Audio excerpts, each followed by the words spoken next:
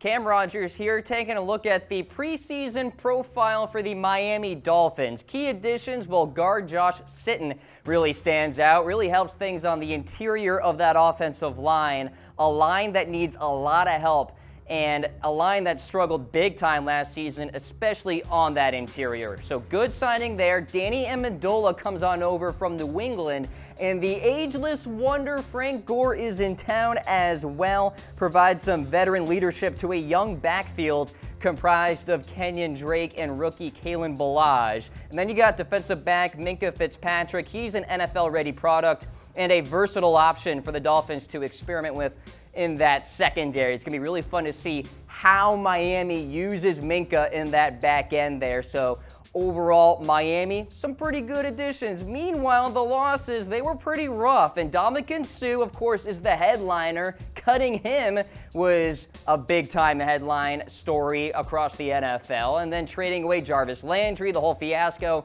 with the franchise tag and all of that. Then Mike Pouncey is on out as well. Offseason grade for Miami of C.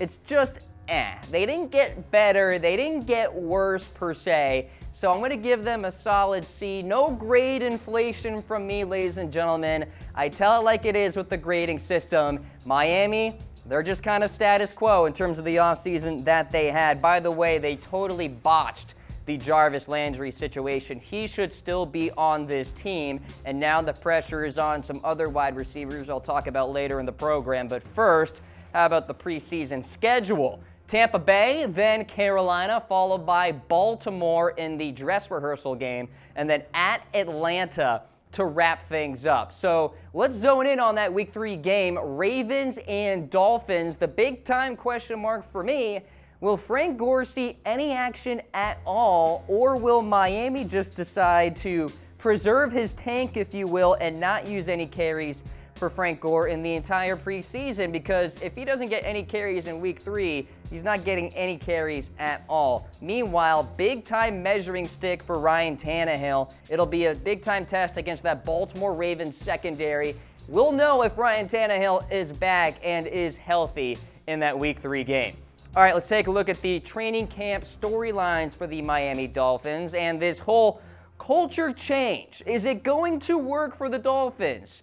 Trading away Jarvis Landry and cutting Ndamukong Suh, the logic is changing the locker room will change the product on the football field. I think it's a little more complicated than that, and a lot of moving parts on this Dolphins team here. They're going to have to all come together, and they're going to have to essentially mesh quickly on the field to produce. Meanwhile, Tannehill, is he going to rebound? Coming off a year, well, we didn't see him at all back in 2017, coming off a torn ACL. He had a really good 2016 season, but that seems like many moons ago, ladies and gentlemen. He hasn't played a full season since 2015. And really, there's no guarantee that Ryan Tannehill will be the starter and will be 100% for Week 1. So keep that in mind with Tannehill as we go forward throughout training camp in the preseason. And I think training camp and the reports that come out of that will be very telling in terms of the future for Ryan Tannehill. Now, a general philosophical question: is Ryan Tannehill a franchise quarterback, number one? And is he the franchise quarterback for the Miami Dolphins? Two big-time questions that I want you guys weighing in on, so be sure to hit me up in comments. And then a final storyline for the Dolphins: who fills the void left by Jarvis Landry? Jarvis Landry had over 100 receptions last year. How do you replace that? Number one, you just don't. But the Dolphins are going to try with the likes of these guys: Devontae Parker, Kenny Stills, and Danny Amendola, as I mentioned, coming on over from New England. The realistic answer is maybe Amendola steps up if he is healthy.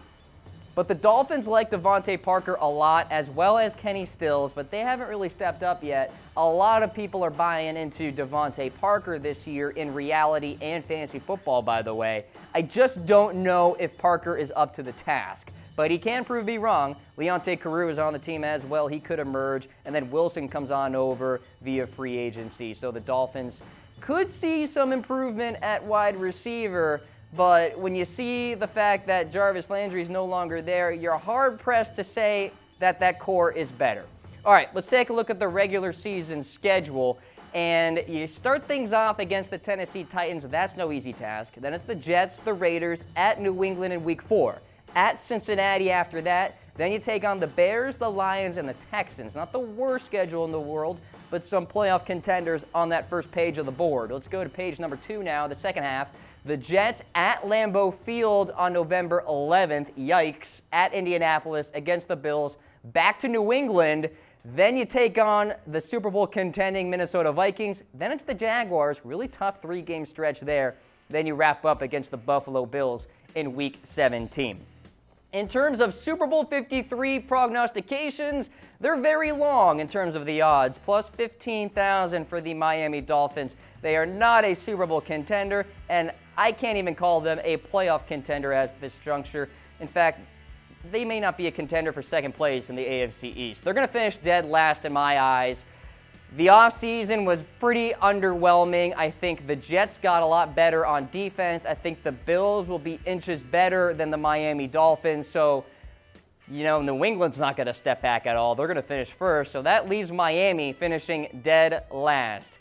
As I said before on these Chat Sports programs, after New England, it's a race for last among the Dolphins, the Bills, and the Jets. And the Dolphins win, or lose, shall we say, finishing last in that division. Where will they finish? Let me know. I want to hear from you in the comments section. And while you're at it, be sure to subscribe to our YouTube channel. The address right at the bottom of your screen, youtube.com/chatsportstv.